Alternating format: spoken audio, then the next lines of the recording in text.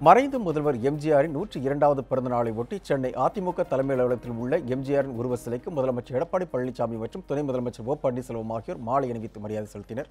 இது குறித்த கூடுதல் விவரங்களை நமது செய்தியாளர் லாவண்யாவிடம் கேட்கலாம்.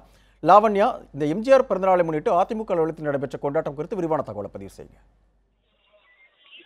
மறைந்த முதலமைச்சர் எம்ஜிஆரின் 102வது பிறந்த நாள் இன்று கொண்டாடப்படுகிறது. எனவே அவருடைய உருவ சிலை, அதாவது அதிமுக தலைமை அலுவலகத்தில் இருக்கக்கூடிய அவருடைய உருவ சிலைக்கு முதலமைச்சர் எடப்பாடி பழனிசாமி மற்றும் துணை முதலமைச்சர் ஓ பன்னீர்செல்வம் உள்ளிட்ட அமைச்சர்கள் மாலை அணிவித்து மரியாதை செலுத்தினர். அதனைத் தொடர்ந்து அங்கு கூடியிருந்தவர்கள் அனைவருக்கும் முதலமைச்சர் எடப்பாடி பழனிசாமி இனிப்புகளை வழங்கி அவர் வாழ்த்துக்களை தெரிவித்துக் கொண்டார். அது மட்டும் இல்லாமல் இதன் தொடர்ச்சியாக, அதாவது எப்பொழுதுமே அதிமுக தலைமை அலுவலகத்தில் மறைந்த முதலமைச்சர் எம்ஜிஆருடைய பிறந்தநாள் என்பது மிக விமர்சையாக கொண்டாடப்படும். ஏனென்றால் அதிமுகவை தோற்றுவித்தவரும் அதே போன்று அந்த கட்சியின் நிறுவனருமாக இருக்கக்கூடிய எம்ஜிஆரின் பிறந்த நாள் என்பது அதிமுகவின் தொண்டர்கள் மட்டுமில்லாமல் அனைவருக்குமே அவர்கள் மிக சிறப்பாக கொண்டாடக்கூடிய ஒரு விஷயமாக இருக்கிறது. எனவே அதன் அடிப்படையில் இன்று அவருடைய பிறந்த நாளுக்கு அவருடைய உருவ சிலைக்கு மாலை அணிவித்து மரியாதை செலுத்தப்பட்டது.